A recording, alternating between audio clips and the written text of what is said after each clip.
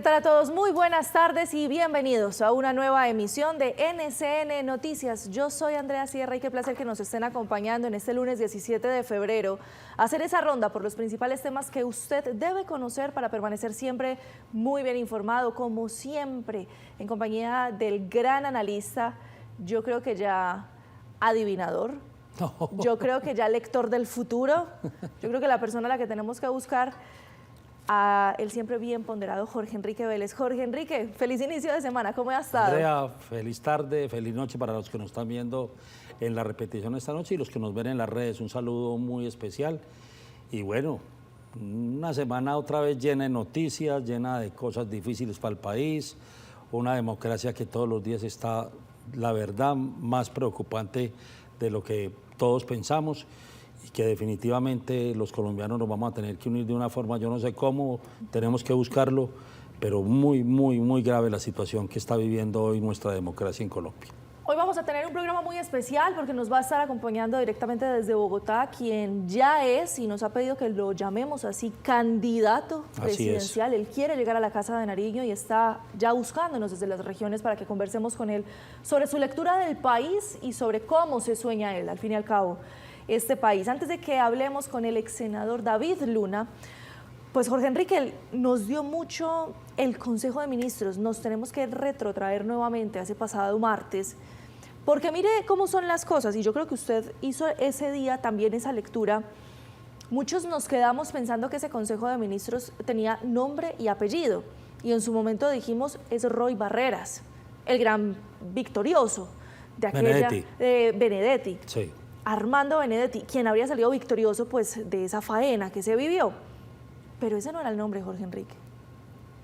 Ese no era el nombre. El nombre es un personaje de la ficción de una pitufialdea. Ese era el nombre. Porque ahí desde lo que empezaban a decir desde la Unidad Nacional de Protección, se empezó a abrir la cajita de Pandora, hablándolo en términos históricos como tanto le gusta al presidente de la República, se comenzó a abrir una cajita de Pandora que en lugar de encontrar un tope o un techo, lo que hace es crecer, crecer, crecer y crecer. Hoy con un presidente que de cierta forma se adelanta a los medios de comunicación a decir, yo volé en su avioneta, lo que pasa es que no sabía que era suya. Hoy tenemos a un Luis Carlos Leal, a un Luis Carlos Reyes, diciendo, qué pena, pero es que a mí sí me pidieron puestos en la DIAN y sí estaban relacionados con alias Papá Pitufo, Jorge Enrique. Mire, el tema es muy grave y el tema no es solo... Primero, yo estoy convencido que Gustavo Petro nos quiso tirar, como siempre, una cortina de humo.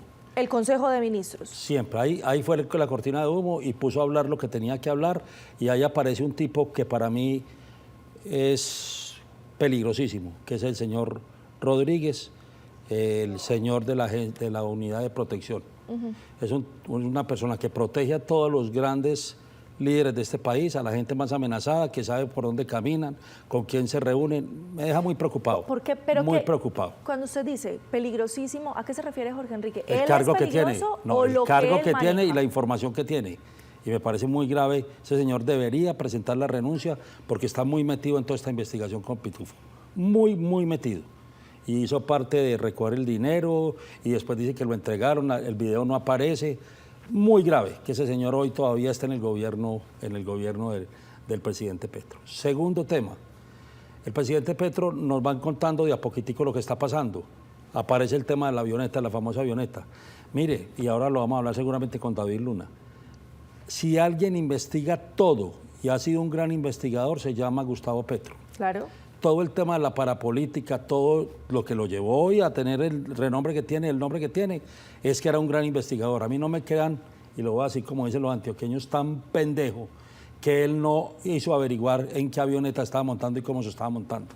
Hoy la circunstancia lo obliga a decir que él no sabía, pero estoy absolutamente claro que sabía cómo, o por lo menos las personas que trabajan con él debían saber de quién es esa avioneta. Yo no creo que nadie se monte, yo no me monto una avioneta sin me preguntar esto de quién es. Hay cierto elemento de sagacidad, de salir a decir él antes de que se lo digan los medios, es decir, apropiarse del relato antes de que ese relato sea divulgado por otras personas. ¿Cuál relato? No tienen cómo explicarlo y no tienen cómo explicar que su hermano vaya a hacerlo. Pero Gustavo Petro tiene razón en una cosa fundamental. Esto no se puede quedar solo en el gobierno de Gustavo Petro. Absolutamente. Esto hay que llegar a la verdad, y a la verdad si el gobierno anterior o los gobiernos anteriores tuvieron responsabilidad y quiénes fueron responsables, de eso tenemos que salir. Eso me lleva a pensar una cosa, veo muy difícil, con tantas implicaciones que esto tiene. El señor Marín ya pidió asilo político en Portugal. Diego Marín, alias Papá alias Don Pitufo. Suspenden la extradición y dicen hay que esperar que resuelvan el tema del asilo político.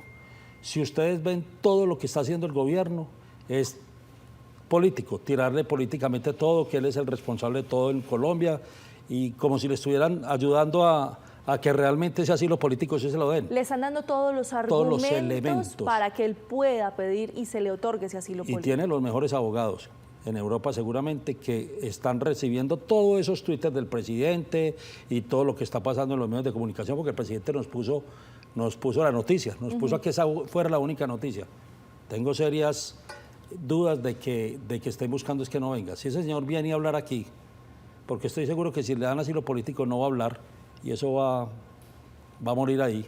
Habrá una investigación interna de unos procesos que ya vienen adelantados, muy adelantados por la Fiscalía, entre otras cosas por la Fiscalía anterior, arrancaron en la Fiscalía anterior. Eso no es de la actual Fiscalía, pero entiendo que la Fiscalía está poniendo todo el eje fundamental a todo ese proceso.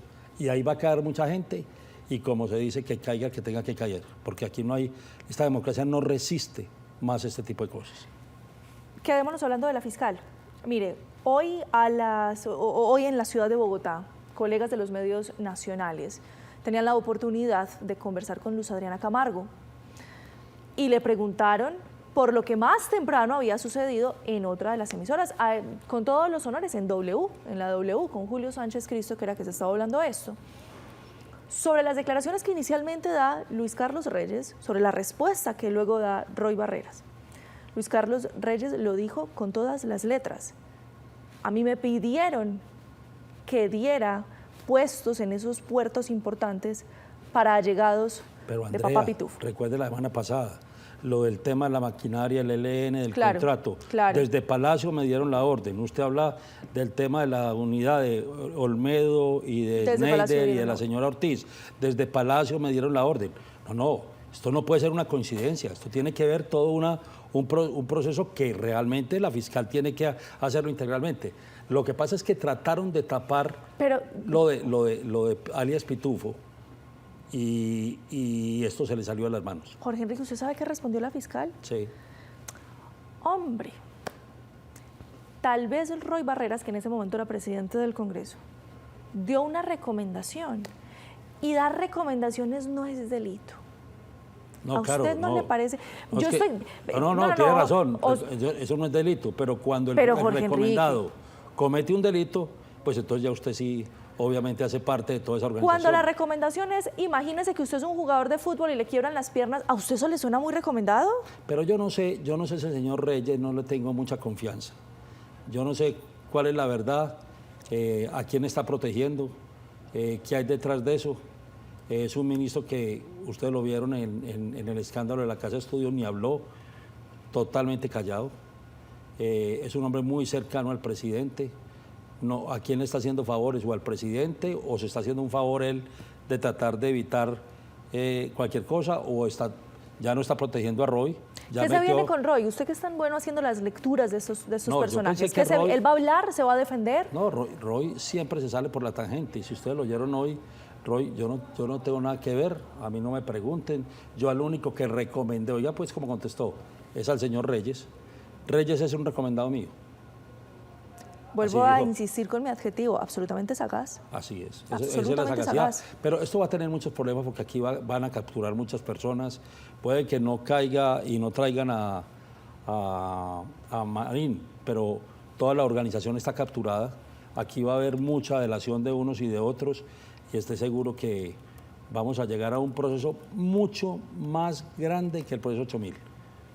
Mucho más grande que el proceso 8000. ¿Sabe? Esto como modo de infidencia.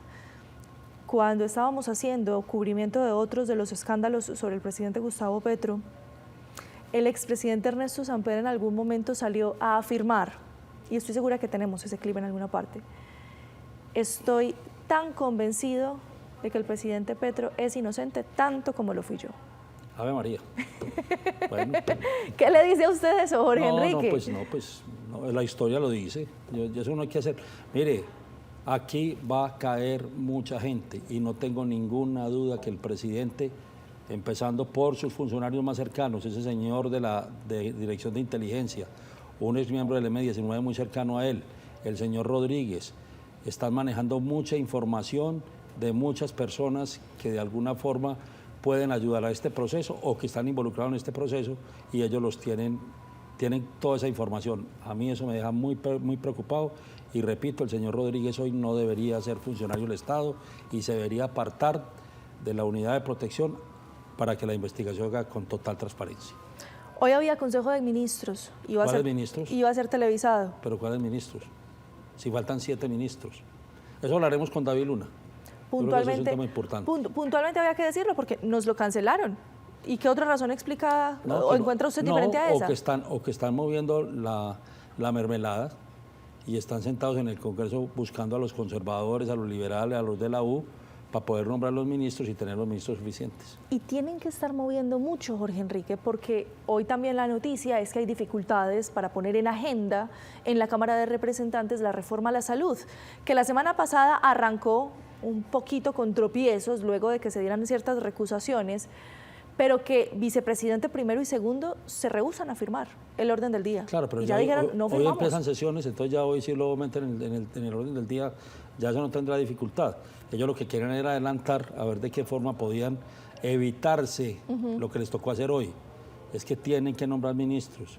Y ahí la Alianza Verde, el Partido Liberal, el Partido de la U y el Conservador están negociando los 7 cargos más importantes, a ver quién se queda con ellos. Usted utiliza el término negociando.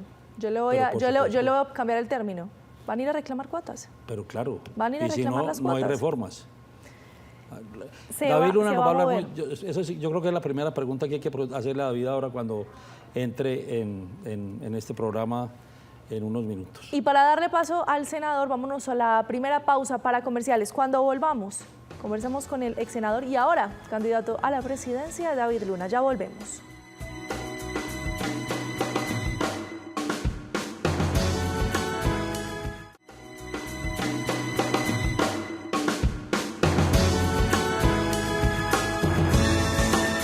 Cementos Argos, con sus programas Casa para Mí y Hogares Saludables, impulsa el bienestar de miles de familias en Colombia, reafirmando su compromiso con el desarrollo sostenible y mejoramiento de la calidad de vida. Estas iniciativas buscan reducir el déficit de vivienda y mejorar la habitabilidad, generando un impacto positivo y aportando a la construcción de sueños. Ambos proyectos generan entornos seguros y saludables, demostrando el compromiso de Argos con la sostenibilidad y el bienestar. A partir de ellos, se fomenta la cohesión social y el desarrollo económico inclusivo, facilitando el acceso a viviendas dignas y mejorando la salud pública. La colaboración con aliados estratégicos es absolutamente clave para su impacto positivo. Tenemos una bonita historia de mano de nuestros amigos de Argos. Doctor Jorge Enrique, se vienen temas muy buenos en el Congreso de la República y qué mejor que discutirlos, como lo habíamos anunciado, con David Luna. Doctor David, bueno, candidato presidencial, saludo especial, bienvenido a nuestro programa. Andrea y Jorge Enrique, muchas gracias por esta invitación, muy honrado de estarlos acompañando en la tarde de hoy.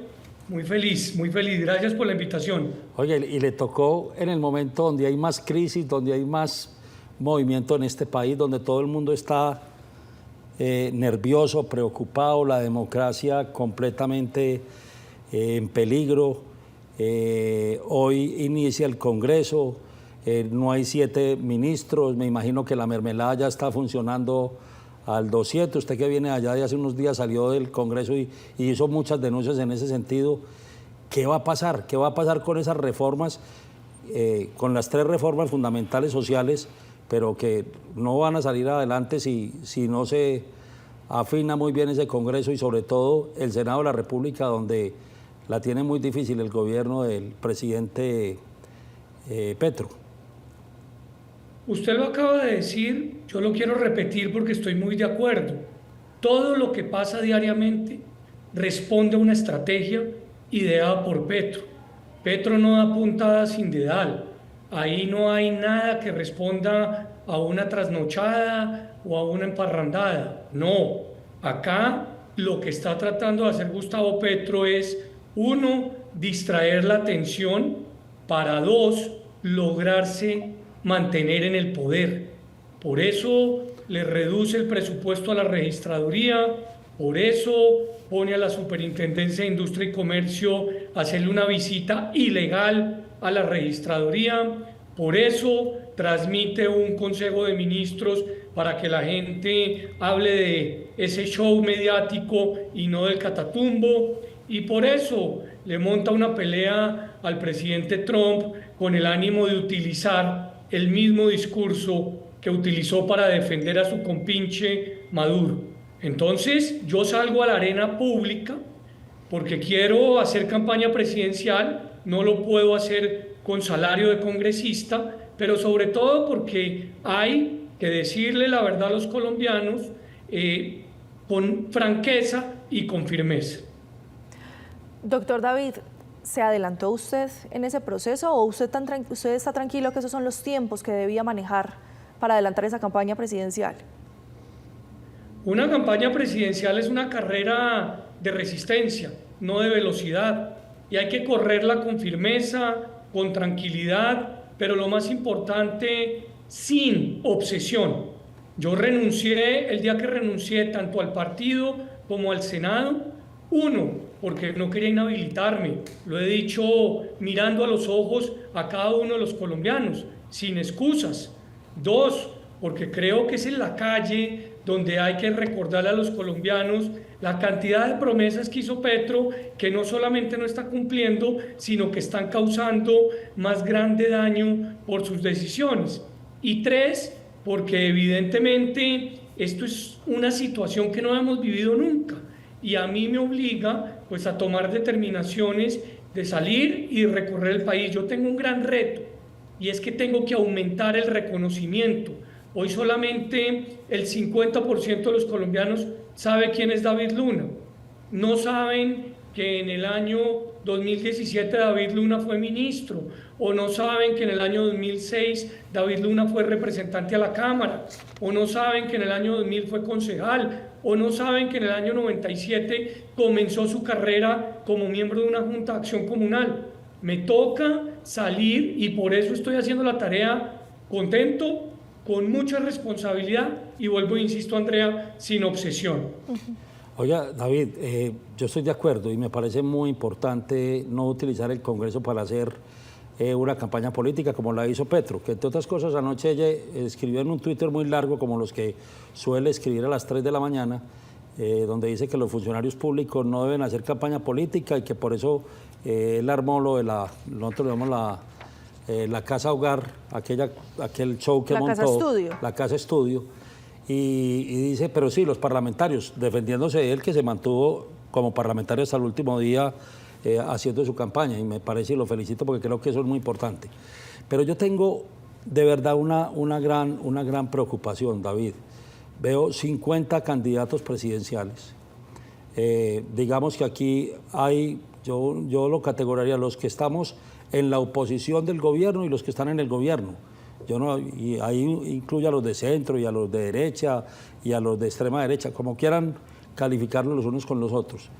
Pero yo no veo fácil que nos podamos unir muy rápido.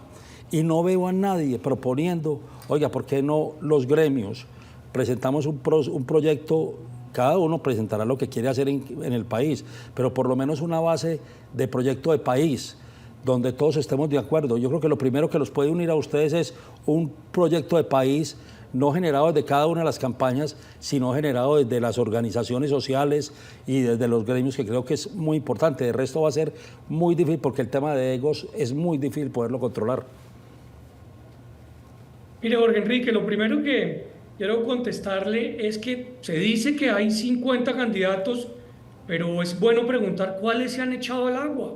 ¿Cuáles han tomado riesgos? ¿Cuáles han renunciado a sus actividades para salir a buscar los votos con sus ideas? Solamente la doctora Vicky Dávila y yo. Los demás están en lo que siempre están, que es viendo a ver si el ambiente es el adecuado o no. Yo tomé la determinación, yo obviamente arriesgué y hoy estoy acá feliz haciendo la tarea porque me gusta comenzar este ejercicio como comencé mi vida pública hace 27 años, en la calle, recorriendo, oyendo a los ciudadanos. En segundo lugar, estoy totalmente de acuerdo con usted y por eso subrayé cuando le contesté a Andrea esta candidatura sin obsesión. Primero los intereses del país y si yo soy viable después de este año de recorrer el país, pues estaré listo. Pero si no soy viable, no tengo ningún problema en dar un paso al costado para acompañar a quien corresponda, que obviamente se parezca a mí, que tenga mis principios, porque es que 27 años de carrera sin una investigación, sin una sanción, sin un escándalo de corrupción, pues yo creo que es llamativo para la ciudadanía. Y 3, lo más importante que usted mencionó, yo sí creo que hay temas. Yo, por ejemplo, hablé de la necesidad de que Colombia se convierta en una muy importante despensa agrícola, viendo la altillanura como una gran variable.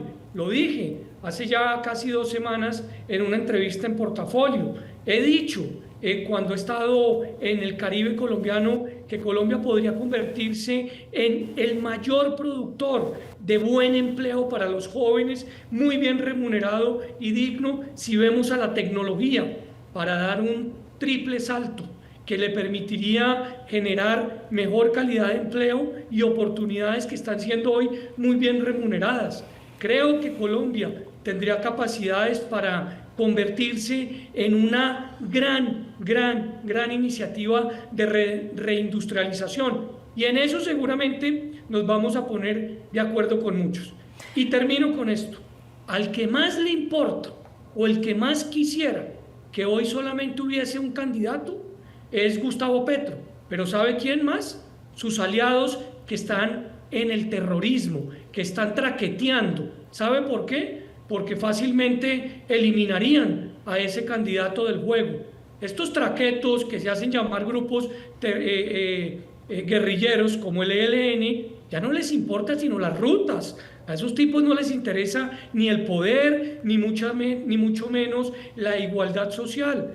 Por eso es que quieren ellos rápidamente que haya un solo candidato. No, permitamos que los candidatos le cuenten a los colombianos qué están pensando, cuál es su experiencia, por qué algunos quieren ser outsiders, por qué otros como yo queremos reivindicar la política y queremos decir, mirando a los ojos a los televidentes, que somos políticos de oficio, que hemos hecho la cosa con lujo de detalles y con experiencia. Eso hay que permitírselo oír al ciudadano.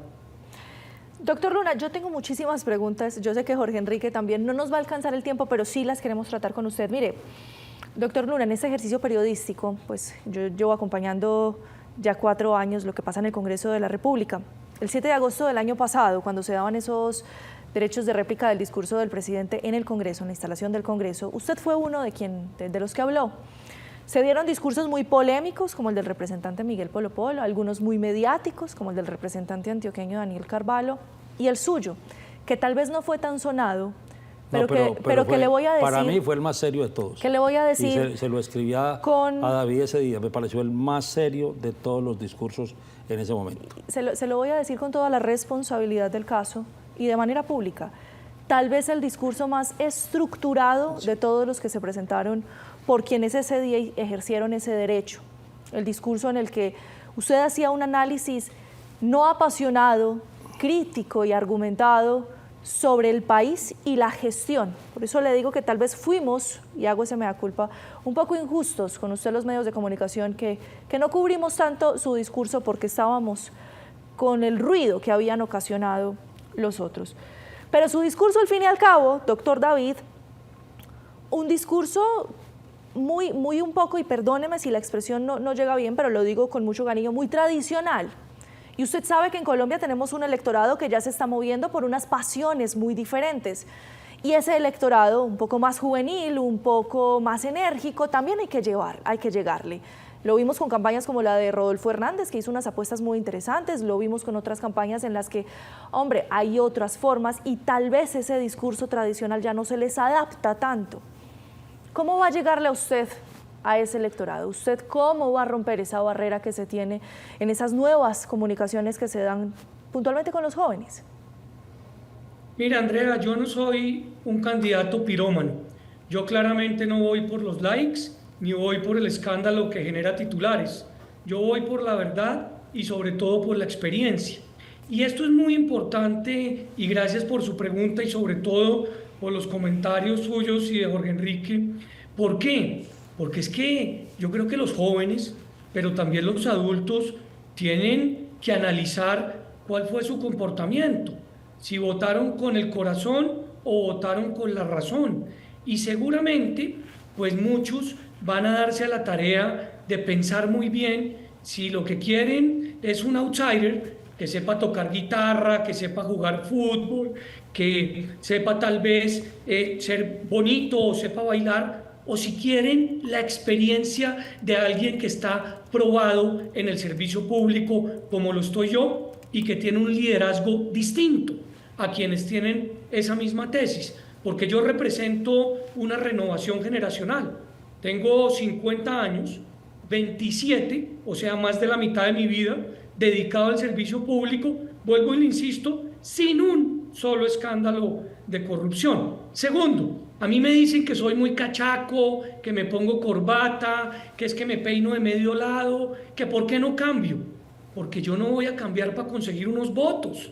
Yo, claro que me pongo corbata porque creo que este es mi uniforme para ir a trabajar, para responderle al ciudadano, para demostrar que puedo hacer las cosas bien, que se me ponen los cacheticos rojos cuando llego a Barranquilla, donde es mi señora, o a Cartagena, donde era mi abuela. Claro que se me ponen los cacheticos rojos, pero de tanto trabajar, de arremangarme, de recorrer hasta el día de hoy un poco más de 600 municipios. Entonces, a mí me parece que nos tienen un poco estresados la comunicación política y el país necesita un líder con disciplina, un líder con método, un líder con experiencia, no el que está 24/7 viendo a ver qué trina, o no el que llega tarde a las citas o a los cambios de mandos militares, porque eso no es David Luna.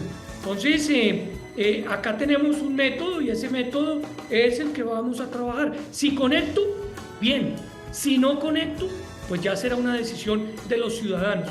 Pero como lo dije en el País de Cali hace apenas un día, yo prefiero perder una elección antes que comprometerme con algo que no soy capaz de cumplir. Por eso perdí la elección a la alcaldía de Bogotá.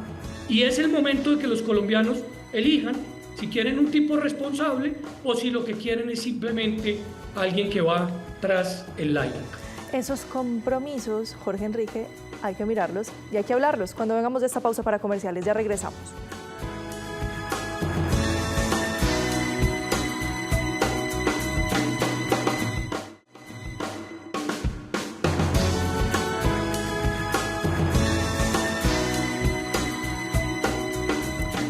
Estamos de regreso. A todos ustedes, muchísimas gracias por continuar conectados con nosotros. Siempre lo decimos y por qué no ser abiertos en esto. Las discusiones que tenemos en medio de esos cortes de comerciales pues son tan o más interesantes de lo que ustedes alcanzan a ver al aire, pero que al fin y al cabo nos ayudan a nutrirnos para lo que estamos conversando.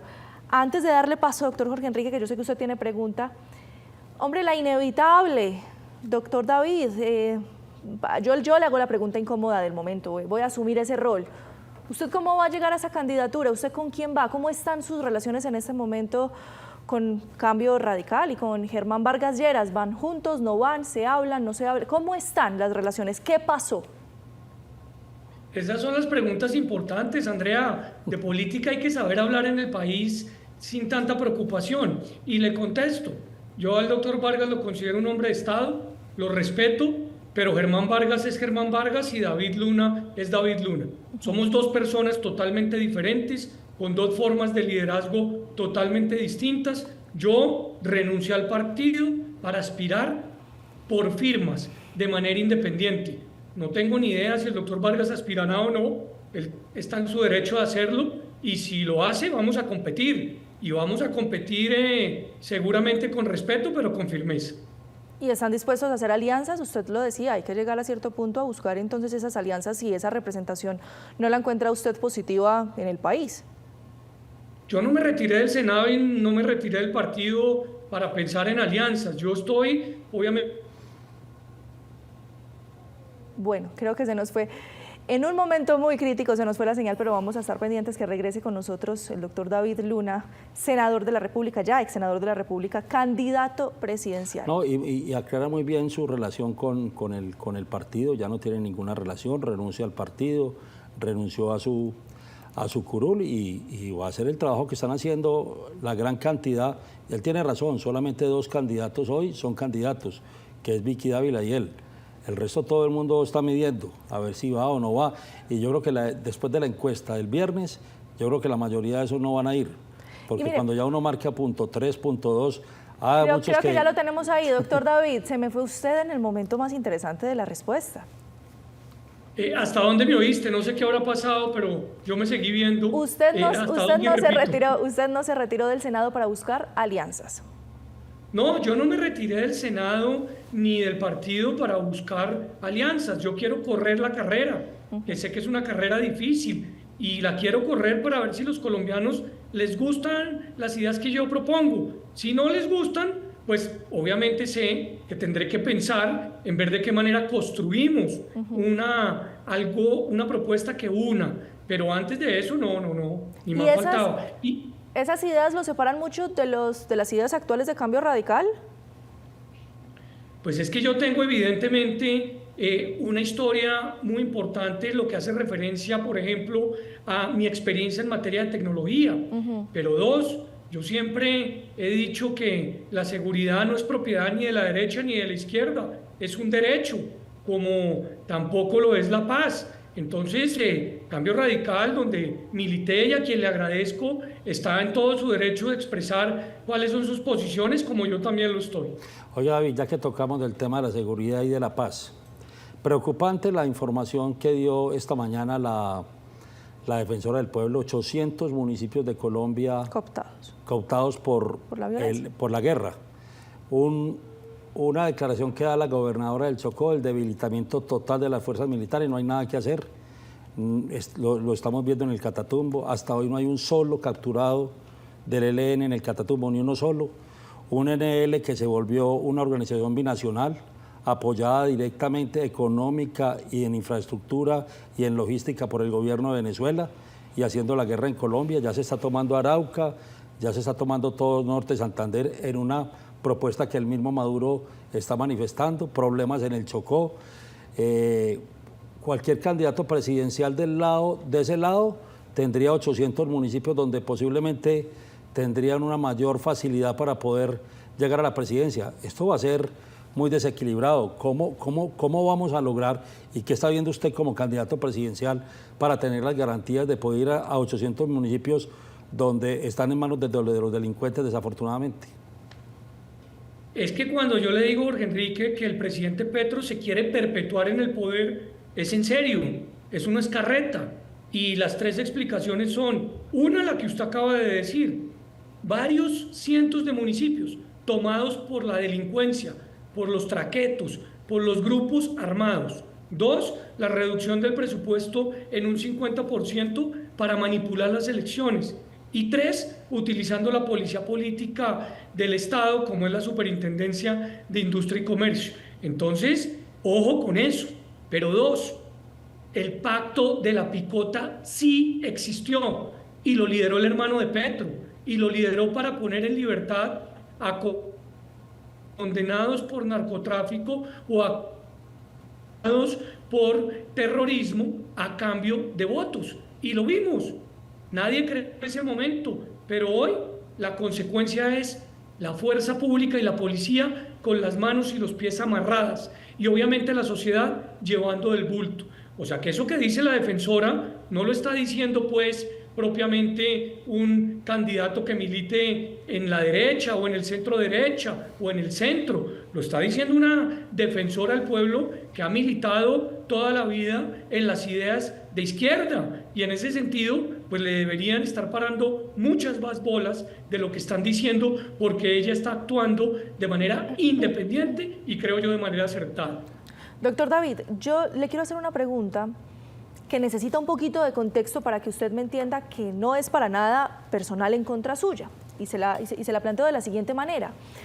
Cuando al presidente Gustavo Petro le han preguntado, se le ha cuestionado, entre otras cosas, por los bajos niveles de ejecución, por lo que está sucediendo en orden público, por las dificultades en las finanzas del país, Jorge Enrique, desmiéntame si me equivoco, la respuesta siempre es el país que nos entregaron, nos dejaron una deuda del gobierno de Duque, no se entregaron más hectáreas plantadas. Y el Congreso no quiere ayudar y me dejaron no me solo. ayudan, pero siempre es respondiendo hacia atrás, respondiendo hacia atrás.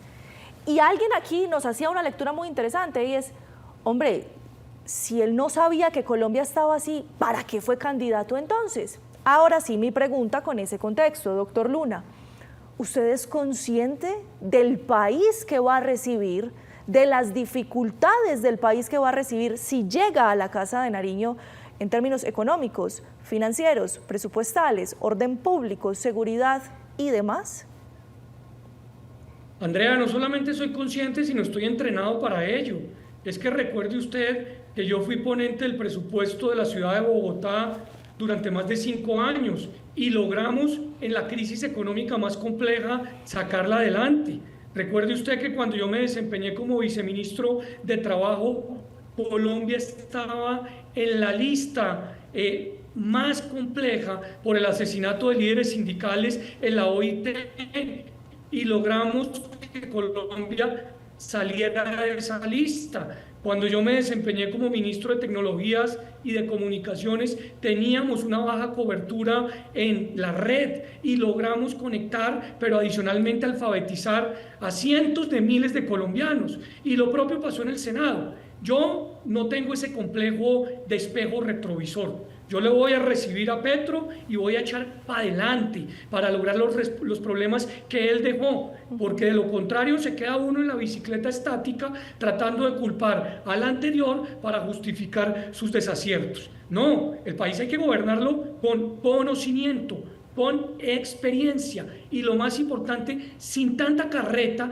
y sin tanto ánimo belicoso. Entonces yo sí creo que es una pregunta muy importante porque el presidente Petro no puede seguir diciendo que es que no lo dejan gobernar, si él sabe perfectamente cómo se gobierna desde tiempo atrás. Le cuño, ¿usted dejó gobernar al presidente Petro?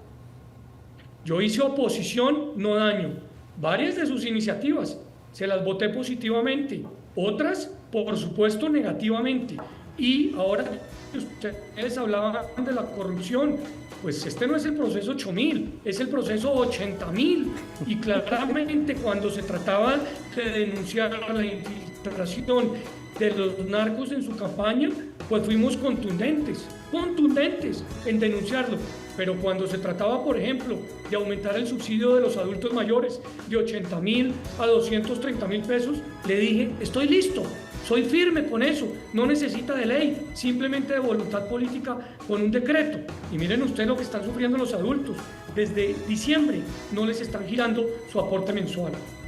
Insisto, doctor David, tenemos muchos temas para hablar con usted. Jorge Enrique acá ya me está diciendo que ya tiene el próximo, pero me tengo que ir a una pausa para comerciales. Cuando regresemos, seguimos en conversación con el candidato a la presidencia, David Luna. Ya voy.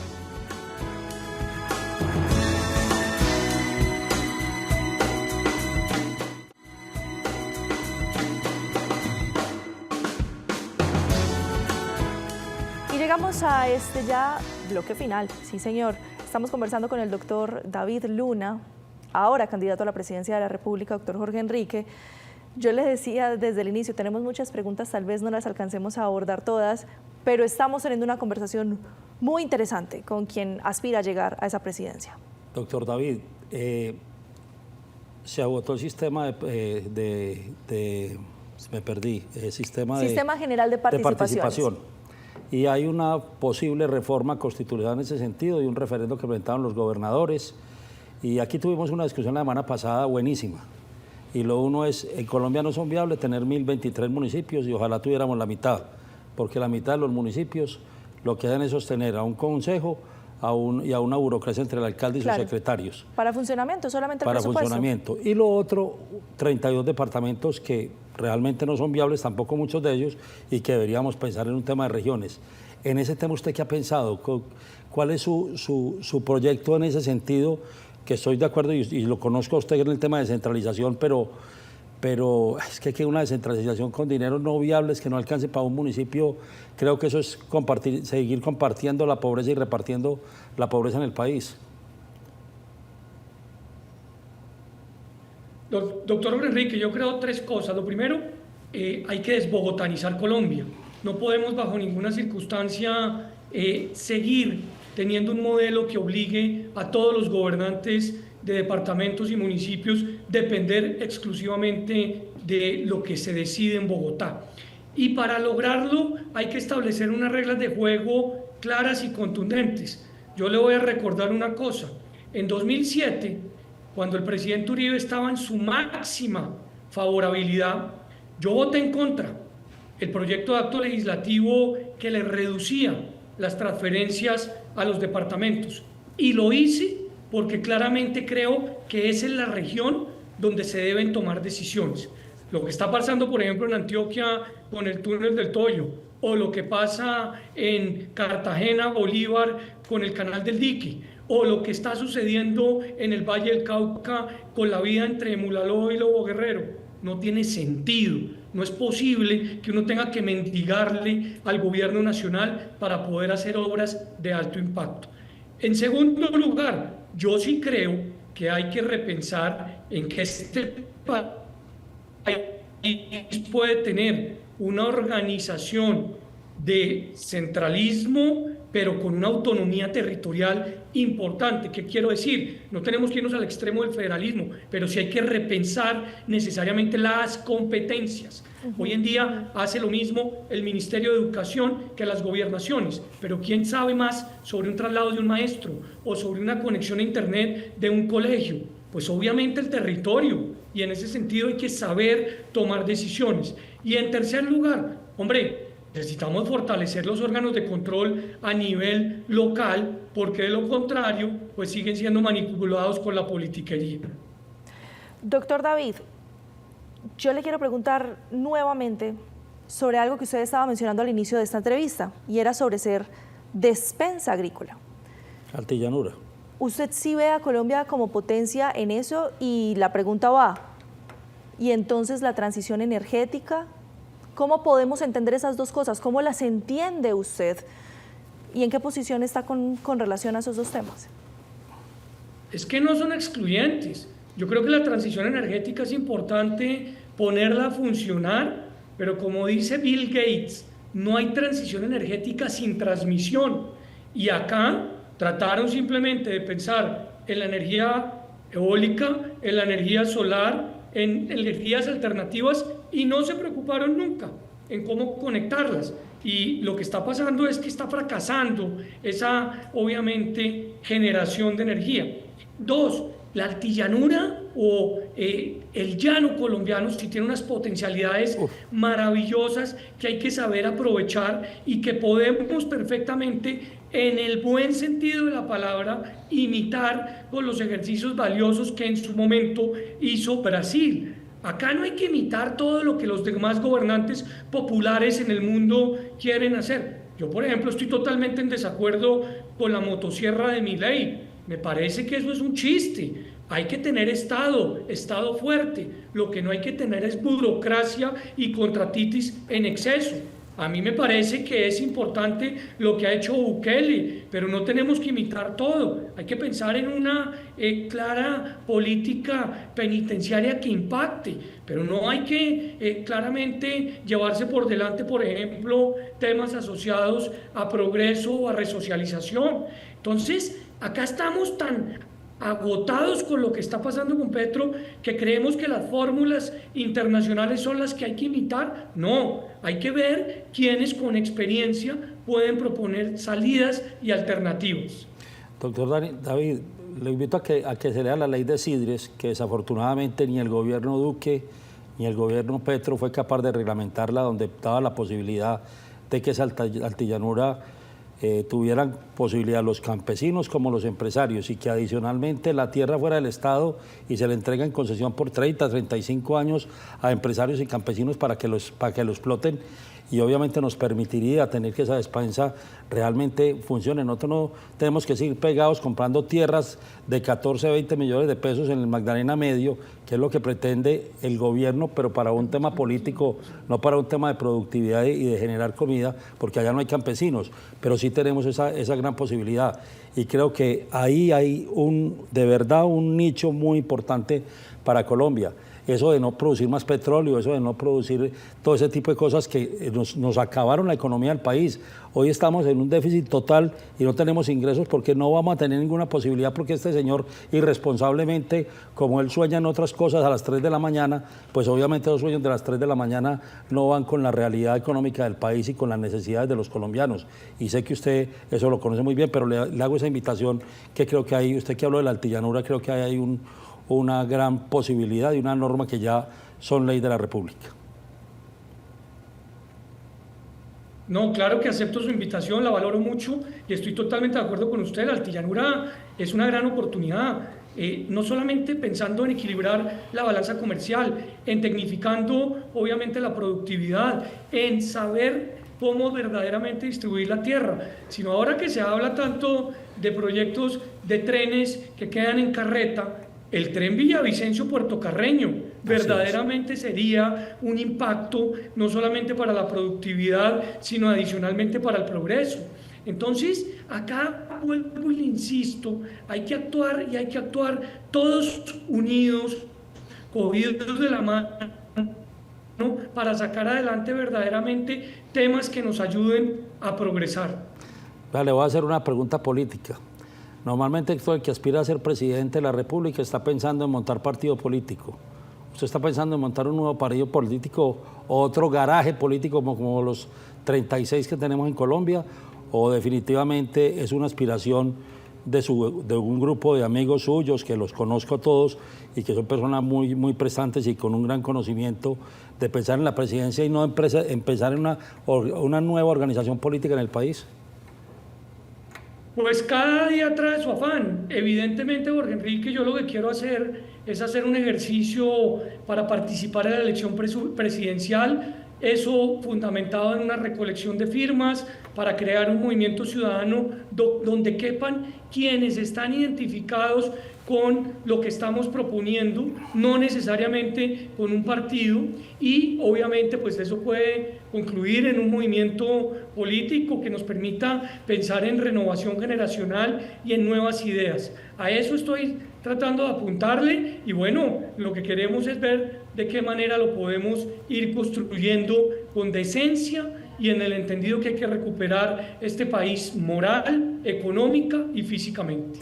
Exministro, ex senador y ahora candidato David Luna, muchísimas gracias por haber aceptado nuestra invitación y conversar con nosotros un poco de las lecturas que usted hace del país. Y no será la última invitación, vamos a hacer aquí muchos foros y lo invitemos a que nos mande su videocolumna semanalmente.